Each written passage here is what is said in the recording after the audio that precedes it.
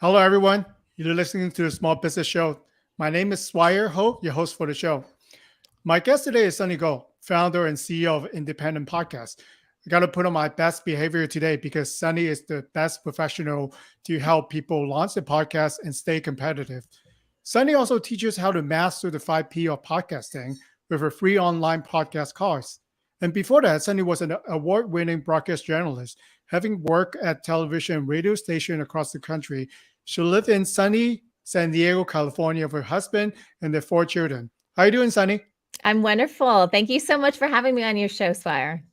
Before we start, I got a tons of questions for you. I love to learn more about your journey. How did you came on to podcasting and now becoming a coach and obviously have a business for helping people launch and make money in the podcast? Yeah, absolutely. Well, everyone has their own journey, right? And mine is no different. I actually started out in more traditional media. So I went to college. I got a degree in broadcast journalism with an emphasis on news. So I started out working for radio stations, did a lot of internships, things like that. Started working for television stations on the news side of stuff. And that life, you kind of go from contract to contract, right? So you're contracted with one station for a couple years, and then your goal is to move up in what they call the markets. So television is divided up into markets, and the higher you go, you're like the highest would be like New York City or Los Angeles, right? So you got to work your way up, and so I did that for several years, just completing one contract, going to another TV station.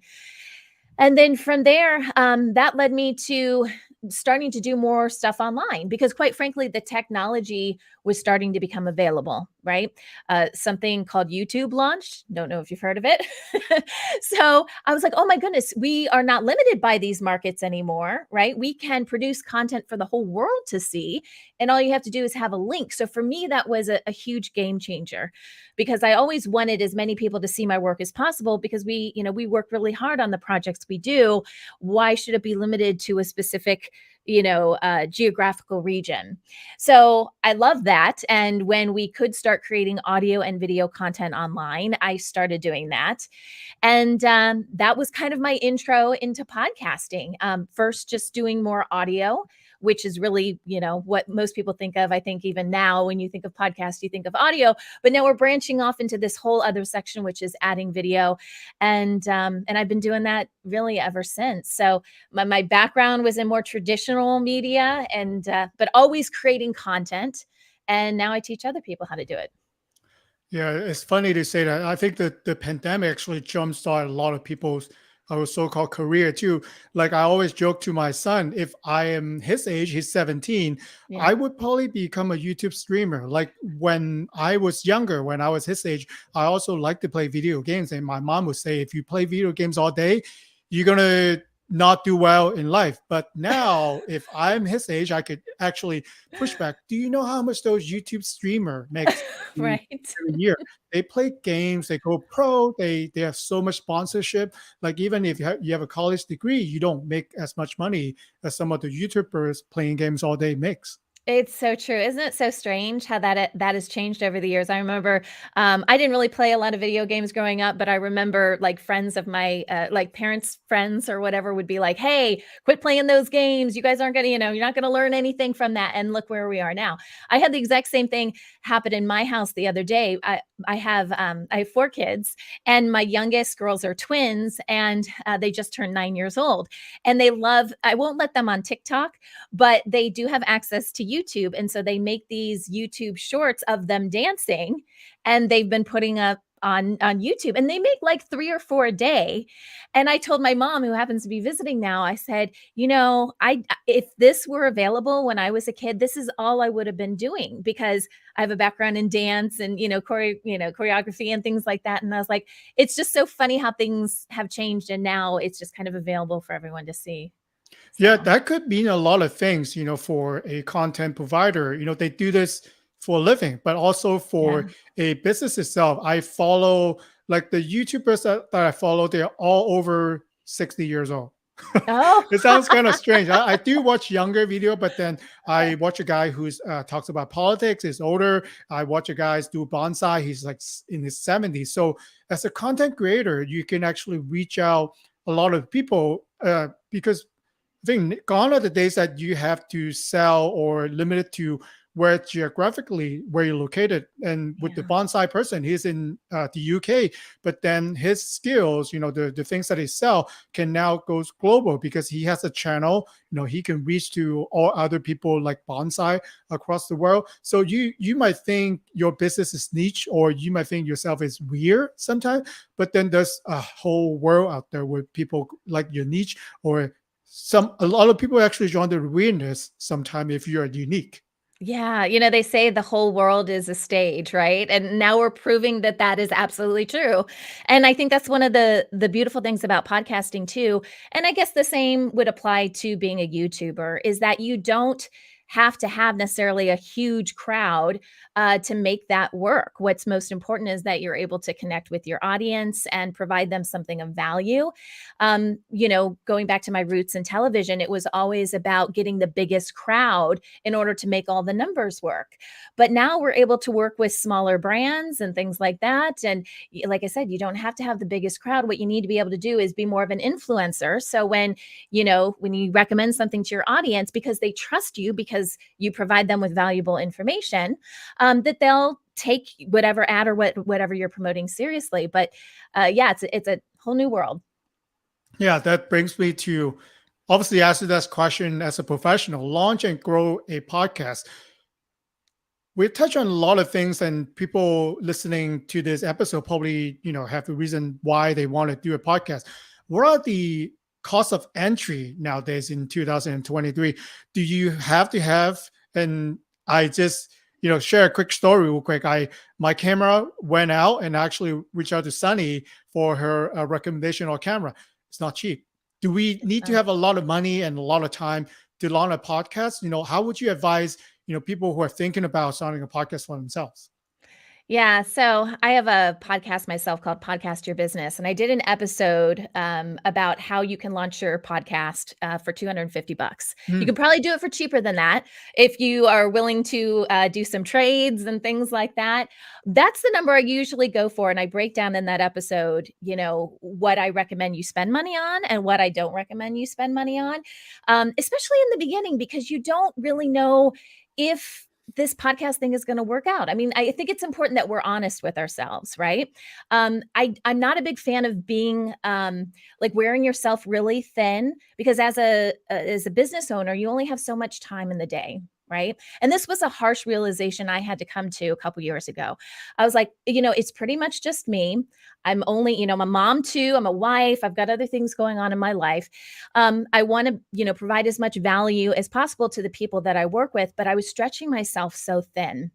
And so for me, I had to cut back on certain things. And it may be that you try podcasting because you've got a good voice, you've got a good message or whatever, but for some reason or another, it may not work. So I always tell people, keep it minimal. You could spend thousands and thousands of dollars. Don't, okay? Because you don't have to. I mean, Swire, your camera just went down, but when we first hopped on, the live stream today, I said, your webcam looks really, really good. Like, I know you want a nicer camera, but like, I wouldn't have even known. I would have guessed you had a DSLR camera because it looks that good. And so I think the short answer is you can get started with just, $200 to $300, probably even less if you're, like I said, willing to do some trades and things like that. Don't break the bank until you have proven a model, until you really like podcasting. Just like anything in life, why would you put that much effort? Because podcasting, as you know, Swire, it takes time. I think there's a misnomer that, oh, you're just going to start this podcast and it's going to be so easy. Just like anything, just like blogging, just like creating videos for YouTube, it's going to take time. So you have to be strategic on where you spend your time. And so I always encourage new podcasters to set goals and then check in and make sure that you're meeting those goals, or at least you are happy with where you're at before you decide to do more. And I would hate for someone to spend thousands of dollars to realize that podcasting is not the best thing for them. Thank you for the great advice. I'm definitely going to check out that episode. I Yeah. you keep mentioning $1,000 like that. It's funny you Well, say it that way. and the tools to create podcasts are becoming more and more effective and cheaper to use, Mhm. right? So that also helps as well. Like in the beginning, just to kind of give you a little teaser, I say, why would you pay for podcast hosting in the beginning? Again, you don't really know where you're going or where you're taking your podcast. You could spend a lot of money, and there are a bunch of different podcast host providers out there that would be happy to take your money. But why are you doing that in the beginning? Figure out your show, figure out your content first. If you're going to spend money, newsflash, have a good microphone. That's where I would invest your money upfront first. And if you're brand new to this, and you're worried about video, because there's a lot more to consider when you're doing video as opposed to audio, drop the video in the beginning. You can always add it later. So those are some tips. Yeah, when you're saying it, going through my mind, the favorite podcast hosts that I have, they don't actually have the best quality, I would say. Like you're going with the bonsai guy, he just have someone use a phone following him. Sometimes he turned his back on the camera, but I like the content. I enjoyed it. And some of the podcasts that I listen to, they have a mic, but then it's like 4 feet away. So they're not the best sounding podcast, but I love the content. I love the host, like how they're interview. And when we think about podcasts, it doesn't necessarily needs to be an interview format like the one that I'm doing now. For me, having over 100 episodes now with the Small Business Show, that I don't talk about my business actually, but if you are an expert in the industry, it could as simple as your most frequently asked question that you answer every day. That could be a quick 5 to 10 minutes podcast episode. You just answer that question. And I know that Sunny, I want to get your take on that. Can you talk about like the SEO, the thought leadership process by having a podcast that is related to your industry and your expertise? Yeah. So I have worked with and coached a couple different podcasters that have been using it for that. In fact, my favorite clients to work with are people that are doing it for their business. That's why I have a podcast called Podcast Your Business, because I think there's so many benefits to doing that. So, there's a lot of different ways that you can use your podcast to grow as a thought leader. Obviously, it's a great tool to be able to express who you are. As far as the format is concerned, so you mentioned, you could do a show by yourself, and maybe that's a shorter show, right? Maybe that's only 5 or 10 minutes, and there's nothing wrong with that. I get a lot of questions about how long should a podcast be. That's a tricky question. And I give them an answer as long as it needs to be and not a minute longer, meaning don't necessarily just aim for a 30-minute show. It's about the quality of the content. If what you're talking about only requires 10 minutes, do a 10-minute podcast. It's one of the amazing things about podcasts that you don't have in more traditional media, right? You don't have to hit commercials at a certain time. You've got a lot more flexibility. But so, doing it solo, like a solo show, is one option. Podcast Your Business is pretty much a solo show, and it's between 10 and 15 minutes long. So I don't fall into the 30-minute or 40-minute kind of traditional podcast format. So I am breaking the rules even with my own show. I have seen podcasts that are even shorter than that. I think it's important to be as consistent as possible with your show. So I wouldn't necessarily go for an hour and a half long show and then a 10-minute show. And you know what I mean? You need some sort of consistency, but it doesn't have to be on the money. And don't just try to fill for the sake of filling, because you don't have to do that. And you don't want to lose your audience. And if you start to do that, they're going to start to not tune in because they're not getting the content that, they would prefer to get. But I have seen thought leaders use podcasts. I think this is really smart as a way to kind of break into the industry, if you will, and get in touch with people they may not be able to establish a relationship with just by emailing, right? Because if you have a podcast, then it's like you're not just approaching that other person, that maybe you want to make a contact with or whatever. You're not just saying, hey, let's connect on LinkedIn or whatever. You're saying, hey, I have something of value here. And I really like your book. I really like, I was part of a, presentation, or, was in the audience when you made that presentation. I really like that. So I have seen people use that as a way to get in touch with other people that they want to work with. And it's just a different way, as opposed to like you coming to them saying you need something from them. It's more of like, I can offer this to you, and this is my audience. And you kind of go back and forth with that. So that is also helpful. I do find that for most podcasters, at least starting out, that the easiest format is to interview somebody, because we're like we like communicating with other people, right? And you have someone to bounce something off of, right? So when I say something to you, you say something back. Sometimes people get a little nervous if it's just a microphone and they have a script. Sometimes that can sound really scripted, right? So there's some things that you have to consider. I have found that doing some sort of interview, at least in the beginning, is easier for brand new people that are just kind of getting used to the format. But you're right. Uh, you can do a whole bunch of different things. It really depends on what your focus is and what your goal is with your podcast. Yeah, especially, if if you're recording yourself the first time, you're gonna look weird. If you listen to your own voice, like still right now, when I listen to myself talk in the recording, who's that guy? Like, why is it all weird? And I start editing, cutting myself because of all the error and mistake. Be nice to yourself. What is Yeah. what I'm getting to. And I think if you are doing a short video, I would suggest, what I would do in a solo video, I'll ask myself a question. I'll look at it on a monitor. So basically, there are frequently asked questions or something that you deal with every day. You are the professional. You know exactly how to answer each question. But people who are searching for a product and services, they know nothing about your industry. Just by being, having those content available and have it, in different places, then you actually become the authority people will seek out for. For example, how many people in the promotional product industry, it's a niche already, that have a person that go on to podcasts? That's something that I answer, and then something that, what should I buy or what should we do on a certain thing in your industry? If you're the one who answers those questions and you actually become the business or become the expert that people will sort out for, if people are talking about things within your industry, as a journalist, you know that when we want to get a quote on someone in an expert in an industry, you already know who you're going out to get a quote for, right? Yeah. Yeah, absolutely. I think the best interviews are the ones that are most natural, right? Mhm. So, my personal process for doing things, if I'm going to interview somebody, is first of all, of course, do your research, right? I like to see it if they've been on other podcasts, if they have other YouTube videos, that's also helpful. I know, Swire, you and I did a pre interview. So, sometimes I will reach out and talk to the person in advance and just make sure it's a good fit. I have a list of questions. Based on the research that I've done, that I plan to ask the guest. And usually I will send those questions in advance, like some sort of outline, just so they kind of know the format of the show and what we're going to be talking about.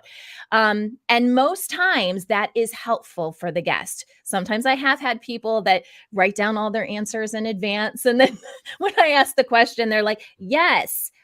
This is what I think, right? So that you certainly don't want that kind of stuff. But I have found that giving them, the questions in advance, it just eases everybody's minds, and it feels more like a conversation. That's what you're going for. I think podcast audiences are very savvy. And one of the reasons they're listening to podcasts is because they're tired of what they're getting through the other media outlets. They are Mhm. longing for real people to talk about real things. So, as much as possible, try to structure your show that way. It should sound like you and the guest are sitting at a table, drinking a cup of coffee, whatever, as opposed to let me ask my question and then you respond, because we're looking for that connectivity with other people. And podcasts provide that. I think for myself, the podcast that I subscribe and listen to is I believe in the host for Mm, whatever content that they have. If I trust the host, then I will commit myself to listen to the entire conversation. Because if they just bring in on guests that are not relevant to what I do, or maybe they're trying to sell something, then like you said, I do pick up right away and I hit unsubscribe faster than they could, faster yeah. than anything. But if I believe in the host, and every time that they bring on guests and then I learn something new, and then a lot of times I actually took action, and sometimes I purchase, right, things that they recommend. So it does come that way naturally, and I would say you can't force it. No, you can't force it. And one thing that you'll notice too, after you launch a podcast and you've been doing this a little bit, you end up on lists. I'm not even sure exactly how they find you, but usually PR companies and things like that, people that are trying to get exposure, you'll get put on these lists and you'll get pitched. And there's nothing wrong with that, but I just encourage people to still do your research. It is very easy after you've been podcasting for a little bit to be like, oh, I've got another episode coming up this week. I don't know who I'm going to talk to. Let me just grab this person.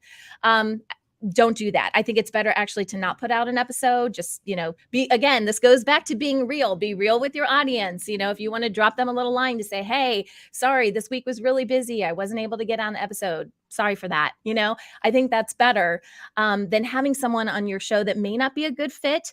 Or the other thing is, if they're making the rounds on all these podcasts, it's possible that your audience, if they're subscribed to other shows, have already heard this guest. Mhm. So again, I'm not saying don't ever use them. I've had people on the show, my various podcasts, that have reached out to me that way. But just kind of keep that in mind. Like, make sure it's a good fit.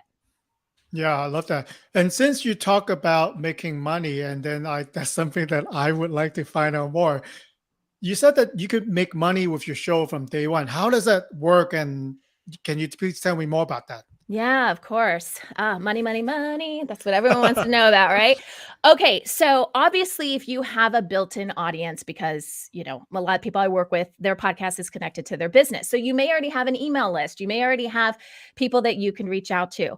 If you already have that set up, it's going to be easier to make money from day one. But I will tell you, I'll give you an example of how I didn't have something set up in advance and I was able to make money right away. Maybe not from day one, maybe from month one, but I was able to start earning some revenue. So this was many years ago when I kind of first started getting into podcasting. But the stage of life I was in was my husband and I, we were about to start a family. So I launched a series of podcasts that were focused on parents and families and raising kids and all of that. Well, I'm not an expert in that. I was physically going through that whole process and I had a million different questions. And again, I had a background in, radio and TV and asking people questions. So I thought, well, I'll just create podcasts about this. And my friends and I will get, around a table and start asking questions and get our answers. And so with that, now that was probably, do I want to admit how long ago that was? Over 10 years ago. Okay. Mhm. But from day one, we had a membership club and that actually worked pretty well with us. It was a 50-50 split with the podcast host provider we had at the time. So it wasn't a ton of money, but it was maybe like $100 a month, and that started month one. And so what we did with that was we offered them some additional information if you joined our club, right? So we would have our normal episodes that were like 30 to 40 minutes, something like that. We would have bonus content. So we would continue the conversation with our expert or with our parents. So we would tease it like, oh, do you want to know this? Okay, well, you got to join the club, right? So we would have that bonus content. Sometimes we would do like special episodes for them. So again, it wasn't a ton of money. You're not gonna, quit your day job to be able to do that. But that was a situation where I did not have a previous audience, right? I knew my audience really well because I was my audience. And I thought, well, what would I really like? So, that's one example. In general, when I'm working with people that already have a business, right, and their podcast is connected to their business, I always tell them, because everyone thinks, oh, I want to work with advertisers. Now, there's a lot to consider when you're working with advertisers. And inevitably, at some point when you're working with them, you're going to wish there was an alternative. Okay, that's the nice way to say it, because it's very involved Mhm. and it's really their messaging. And you're trying to figure out, how does that messaging work with your show and what you're trying to do? And it can be a good working relationship, but I always encourage people, if you have your own products and services, because these are for people who have podcasts that are connected to their business. Usually they have a book or an online course, or maybe they're just, trying to promote their YouTube channel or something like that. You can turn that into revenue for your business. So if you already have that kind of audience, first I would say, well, what products and services do you are already in existence, or is it something that you can create pretty quickly? Online courses are really easy to do because people are usually purchasing online courses. But that's something that you can promote in your show from day one. And here's the thing: if people are listening to, I think there's a garbage truck outside, so sorry for that. If people are listening to you and your podcast, they like you, right? We were just talking about that. That's like the podcast that you listen to, Swar. You like the host. Mhm. So it's not a big step for someone to be like, well, I really like Swire. I wonder if he has any products, because if I like his podcast, I might also enjoy whatever else he has to offer. That is a much easier transition than me saying to you, I like this other product that you've never heard of before, and I think you should try it, right? It's just easier to do. And you're probably going to make more money depending on how much you're charging for your stuff, because there's less people involved, right? Less people that are going to take out percentages and stuff if you're working with a sales team or however the setup is.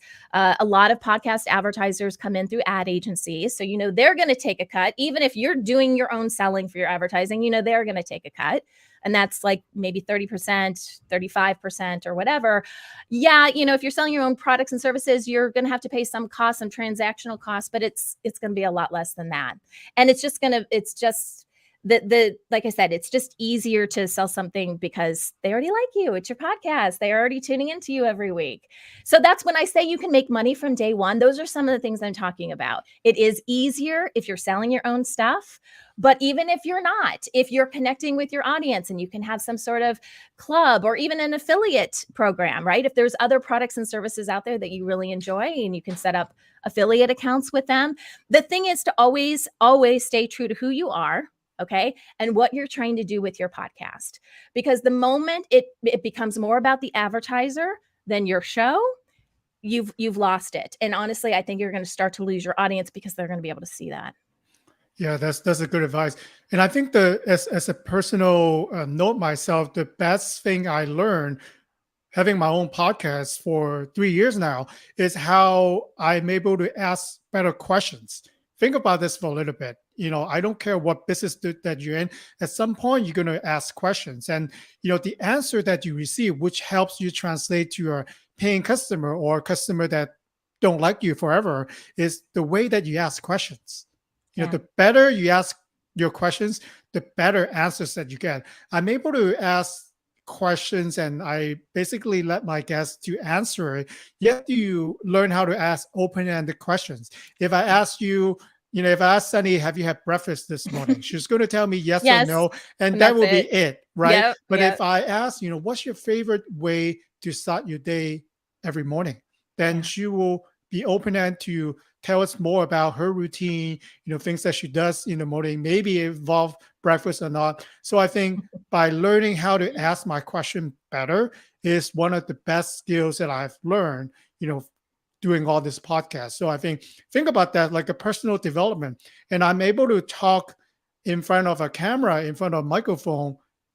If you have an open mic, I could talk for hours, right? That's just me. But then you really get to be more precise, right? Especially if you go on, to talk about business, you can rambling on for 2 hours. Just you can answer it in 5 minutes. So you learn to talk better. You learn to ask better questions. So I think these are the biggest takeaway. They don't necessarily make money immediate, but then with your personal development. So I think this is something that you can really learn without doing them. Yeah. Yeah. I mean, it is a little bit tricky. I know everyone kind of wants to make money from the very beginning. Sometimes, you have to put in the effort. I usually tell people, don't focus on that. Like, I know that may be part of the plan and it should be part of your plan. Like when I started my podcast, my parenting shows I was telling you about, it was a business from day one. I wasn't just going to do it just for fun. Now, that was a side benefit. I also think I was having babies as I was making these shows too, because it was over like a 10-year period. And so I think it helped me just, recover from things and process things mentally and physically. And so there were a lot of other benefits. Podcasting, it's obviously not about money. I think it needs to be about the content first. So like you were talking about preparing your questions and doing that kind of stuff, like that's really important. And I think the money will come, and we do have more and more people getting into this space, recognizing what a podcast was. When I first started this, I did some fun man on the streets where you go like on the street and you ask people, do you know what a podcast is? I got the craziest answers. I mean, this was like 16 years ago, right? Now you ask someone what a podcast is, they can tell you, and might even be able to pull one up on their phone. Mhm. Right. So we're going in the right direction.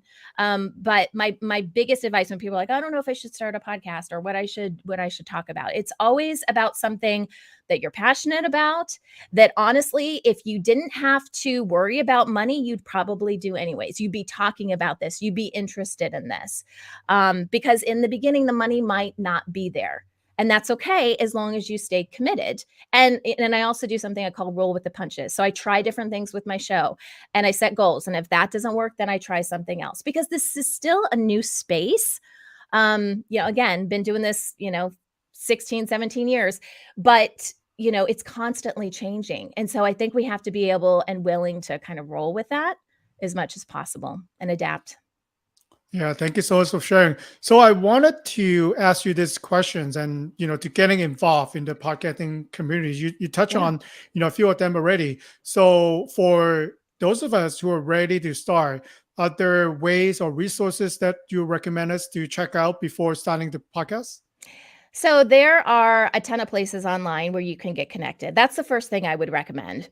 I didn't actually go to any in-person podcasting events until I had been podcasting for, I don't know, over 10 years. So those are popping up more and more, right? You see like local events, so Hmm. you might have, and maybe you just want to kind of Google your city and then PodCamp or podcasting and see if something like that pops up, because there are more and more of these local events appearing. But there's a ton of stuff online. There may even be, and this is more in my realm of what I focus on, there may even be a podcast network that you could join. And we can talk a little bit more about that, because every podcast network is a little bit different. So don't get scared when I say network. It's not necessarily that they're going to own your show and take your show and all of that. It really is more about coming together with other podcasters and cross promotion and all that stuff. So I would say start online first, right? You can search through whatever social media platform you want. Also, maybe do some searching online, see if there's any kind of local events. But there are some big in-person events that happen every year. So the two of the biggest ones, one is actually coming up in a couple weeks, or maybe it's even next week. It's called PodFest. Hmm. So I think it's podfestexpo.com if you guys want to check that out. And that is more focused on independent podcasters. It's usually kind of a smaller event, but it's intimate, it's fun. I have created some of my strongest podcasting connections at PodFest. So that's one event. Podcast Expo I think it's in August. So it's right around that time. The location for Podcast Expo changes each year. But that is more, how would I define it? It has more of the big wigs, okay, more of the radio stations that get into podcasting. You'll see booths from really big podcast players like Spotify and Pandora and places like that. So the content is a little bit different. Who comes is a little bit different. You'll see more people walking around in suits and things like that. Whereas I don't know, Swire, have you ever been to Podfest? It is much more relaxed and about independent podcasters doing their own thing. But both are great resources. So I would check both of those out. Yeah, I actually got a question from Vinny, who is a fellow podcaster, and Yeah. he asked, "Do you think podcasts have hit the ceiling in terms of popularity, or are they still growing?" So I think I know the answer to that. And what do you see as a professional yourself for podcasts in the 5 to 10 years around? Mm. It's so interesting. I think technology is always changing, right? And I'm not a big fan, like when people are like, when podcasts first came out, they're like, oh, this is totally going to take over radio. Like, I'm not a big fan of like new technology coming on the scene and necessarily completely erasing something else. Maybe that will naturally happen, but that's kind of a doggy dog, mentality. And that's not really what I like to think about. I just like to think about it as it's a different option, right? One of the things I love about podcasting is there is a very low barrier to entry. right? You don't, like we talked about earlier, you don't have to have a lot of money to start a show. If you wanted to start a television show, I did this, gosh, even longer ago, 20 years ago or something. My focus was still in television, and I was trying to start a television show locally here in San Diego where I live. Man, the hoops and hurdles I had to go through to try to get one episode, a pilot episode on air, the amount of money that had to go into that was crazy, right? So you look at something like that compared to starting a new podcast. I mean, short of, any barriers you put in front of yourself, you could have a podcast up and running in 10 minutes if you really wanted to, as far as, having the tools available and being able to record, because you can do it right through your phone and then it goes right to the podcast host provider if that's what you wanted. So, I mean, I think that's one of the amazing things about podcasting. Where is it going to go? I don't think we've hit a ceiling. Because there's still people out there that don't know about podcasting. And one of the driving forces that we could see to prove this, prove that it hasn't hit its peak yet, is that we see more and more advertisers coming into the space. And that is a good sign that the industry is still growing, because it's all about where you put your money, right? So the advertisers are not going to put their money in a space that seems to be, dwindling out. So that's still good. So one of my focuses with our network is trying to get those advertisers to work with small to medium-sized shows and not just go with the big shows, because that's what they want to do. But that doesn't help the smaller shows, which is what I think why I'm so excited about podcasting, is because anyone, like I said, anyone can start a show. It can be up and running super quick. You don't have all the barriers. You can pretty much say whatever you want. I'm a big advocate of free speech. And so, there you go. And so there was another question with that, Swire. I can't remember the second one, the follow-up question. Where do you see it in 5 to 10 years? Oh, 5 to 10 years. I still think it's going to be growing. I think we're going to have other technologies sprout up, and it's just going to be one more thing that you offer. Maybe when I'm, on the treadmill in the morning working out, I listen to podcasts, and then later on when I'm relaxing, I watch TV, and then, at nighttime before I go to bed, maybe in 10 years, it's a holographic message from somebody. Like, I mean, it's kind of, content is content, right? So if this is back to having good content. If you have good content, you can just put it on whatever platform is, you need to put it on. So that's why it's so important. Don't be so obsessed with the medium. Try out different mediums, try out podcasting, but it's really about the content. Whether, I create a podcast about how to podcast, maybe I create a PDF on how to podcast, maybe I create a video. So each time I do that, I'm going to connect with someone who that was their preference to consume that content at that time. So, where is it going to go? I still think it's going to be there. As I said before, we're transitioning now into video, which begs the question, okay, then do we have to change the term podcasting? Like, what actually is a podcast? I think the official definition right now is if it's distributed, audio or video distributed through RSS feed. But most people, when I say that, don't even know what I'm talking about, right? Most people are like, oh, I got my phone and it's, it's an app, and then I just listen to it or whatever. So it's really just about content. And like I said, there's a low barrier to entry. You don't have to spend a lot of money to do it. I think that's exciting. I think that gives more people a voice. I think especially nowadays, we have a tendency we hear each other, but we don't listen, right? And podcasting allows people to get their voice out there, to connect with more people, because I think we need to start communicating better. And that's one way to do it. I think one of the reasons, and I have guests on the show before, there's so many terms available. I don't think you don't have to be defined by the terms. Maybe you have a podcast, but it's also, this is a podcast, right? We're doing, but it's on LinkedIn. I put it on Facebook. I put it on YouTube for my own purpose. Sometimes I actually put the show back onto the website for obviously SEO reasons. But I think what I want to try to get to is, especially if you have a long learning cycle for your service, or when you buy like a camera, when you first open the box, the menu is like 300 pages. What do you do? I've known some smart company out there. They actually put out podcasts. They actually interview actual users. How do you use our product? How do you learn our product that way? Imagine you are buying a camera. You don't want to watch video. You just put on your headphones. You pick the podcast. How do I even take pictures. There's a podcast, maybe 5-10 minutes can solve your problem. On the back end, how much money do you think you have saved? You could actually reduce the number of staff because your questions are answered in the podcast already. Yes, it takes time, sometimes money to do the podcast, but a lot of the questions are answered in those podcasts. And I can tell you how much more sticky, loyal I follow those companies, knowing how other have used that product. So I think that's another area that we can actually tap onto, growing a business. You might not have need to make money, but then you're saving, actually you're gaining the loyalty for a business, having a podcast related to your community, right? Your business and products. Yeah, absolutely. I mean, people use podcasts in various ways. I know people that create podcasts specifically for other brands and businesses. So they still may be smaller, you know, businesses, but maybe they don't want to go through and actually do the podcast, but they see the value in the podcast. So that could be something too. If you find that maybe you don't have a business, or maybe you don't have something you think you want a podcast about, but maybe you could help other people. Maybe that's the way to kind of get in there, because there are businesses that are like, we don't have the manpower to do it. We don't have anyone on our team that would be interested in doing it, but we do see the value.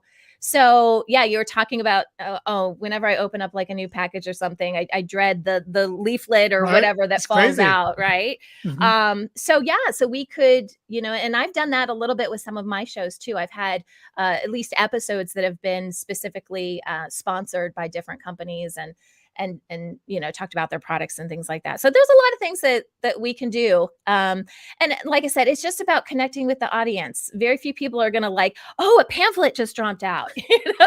Oh, let me get on that right away. So it's just about communicating with people, and the way that they want to hear or see. Sunny, I really have so many questions for you that I could keep you on here for the next 4 hours, but obviously we're not going to do that. For listeners who have individual questions or really wanted to start their own podcast, how should they reach out to you? And can you talk about your network a little bit more? Yeah, I'd love to. Thank you for the opportunity. So, Independent Podcast Network is my business. It's my network. I started it several years ago. I would say, what are we on, year 4 or 5, maybe now? Um, and I started this because I wanted to help as many podcasters as possible. When I got into this business, this industry, like I said, I came from radio and TV. I learned everything just by trial and error. And while I learned a lot, that probably is not the most effective way to learn something. So I made a commitment to want to help other podcasters that want to get up and running. I've already said earlier that I love working with all types of podcasters, but specifically people that want to do this for their business, just because I've seen how that can help so many different people. And the network is a great way for me to do that. So if you go to independentpodcast.network, that's our website, you'll see 2 different boxes when you go to that site. One is if you're brand new, just thinking about podcasting, you can go that route. And I'm putting out weekly. We've got weekly blog posts that are posted. I'm releasing new courses. I think you mentioned earlier, Swire, I have that one podcasting course that's for free. So it's like 35 videos, but you can pick and choose whichever ones you want to listen to. That's all for free on the website. We have a bunch of podcasting handouts. I mentioned Podcast Your Business. All those episodes are on the site. And really, if you're serious about podcasting, we provide everything you need to get up and running, and you don't give us a cent. Okay. That's me giving back to the community. That's me saying, listen, I know it can be challenging, and I know it's difficult to know who you can trust and stuff. So there's a ton of great stuff on the site, a lot of great resources. So that's one side. The other side is if you're a little bit more experienced and you're ready to start making money with your show. So, the primary way we encourage people, that we can help people, I should say, make money with their podcast is through advertising. But like I talked about before, I don't necessarily think that that's the best fit for everybody. So if you have your own business and you can sell your own products and services, we can certainly kind of guide you in that capacity. But we also have a sales team that goes out, and we specifically look for podcasts that are a good fit for your podcast. Advertisers that are good fit for your podcast. So that means that the demographic they're going after is specifically geared towards your show. So in the Mm. case of my parenting shows, our sales team is specifically looking for products that are geared towards parents, so strollers and baby products and things like that. I think that is a better fit. I think those type of advertisers are going to stay longer and, quite frankly, spend more money because it's a good fit, right? We're exactly the demographic they're going after. So like I said, that's that section of the site. It's not for everybody, but that primarily is how we make money, is through advertising. And the rest is just me having fun coming on shows with Swire and other people and just talking about the power of podcasting and encouraging people to spread their voice, to really get their voice out there, because it's easier now than it ever has been. The other thing, and I mentioned this briefly, but I would love for you guys to subscribe to Podcast Your Business. If you think that's a good fit, it comes out, new episodes come out every Thursday. And that's free too. So that's how you guys can connect with me. Thank you so much for all the resources. I'll definitely include all the links in the show notes. And Sunny, learned a lot today. And thank you so much for coming on to the show. Thank you, Swire. I've had a blast.